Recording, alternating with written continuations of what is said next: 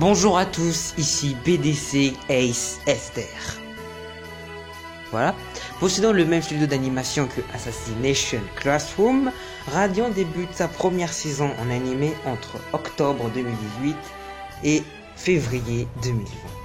Allant du tome 1 à 4, la première saison de Radiant a été une véritable énigme pour moi. Mais d'abord, commençons par le début. L'opening. Tout commence par une explosion de Fantasia qui se suit sur un plan de nuages avec, au gros plan encore une fois, le titre Radiant. Puis, présentation des personnages, jusque-là, c'est un sans faute. Mehdi, Doc, Dragunov, Alma, Master Lord Majesty, etc. Tout le monde y est, même Conrad. Tout ça parfaitement en accord avec la musique. Puis on retourne à nos protagonistes face à un Némésis géant. Chacun l'attaque, gros plan magnifique sur 7, qui l'attaque et atterrit aux côtés de ses amis.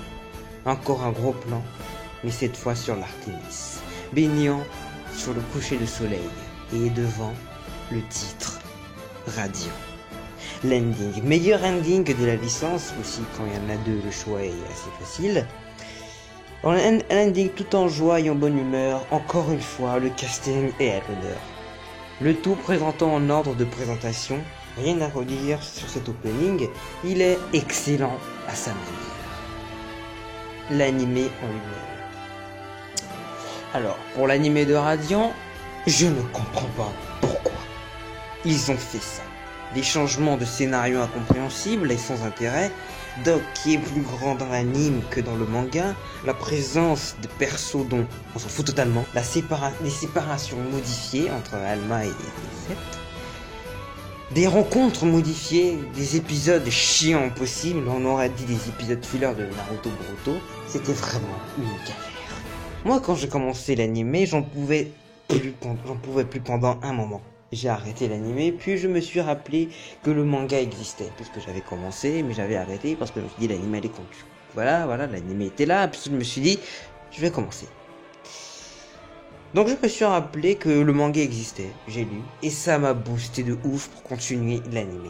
Déjà, si vous avez un pote qui veut commencer le manga Radiant, il faut lui conseiller de commencer par le manga. Pas nécessairement l'animé, ça peut être un plus, mais plus le manga.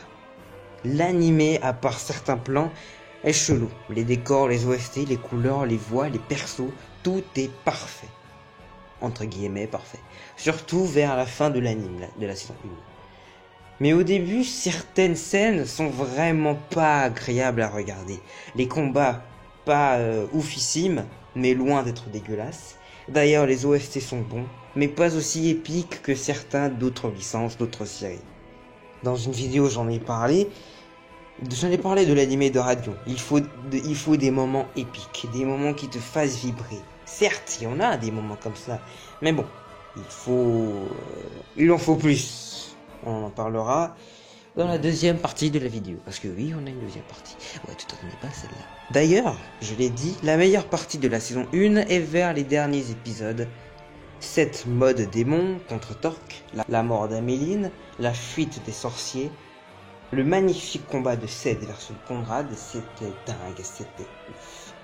D'ailleurs, en plus, dans le manga, lorsque Seth abandonne ses amis, certes ce dernier a compris qu'il était un danger, mais dans l'anime c'était certes n'importe quoi, hein. Voilà, l'attaque des Némésis, c'était avant le manga, mais bon, peu importe.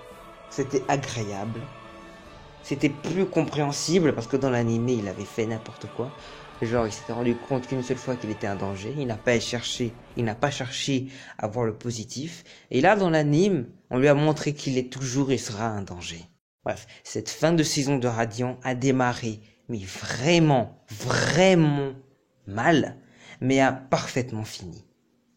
C'était une fin radieuse. Oui, je sais, il y a mieux comme conclusion, ouais, mais voilà, on fait ce qu'on peut, ok?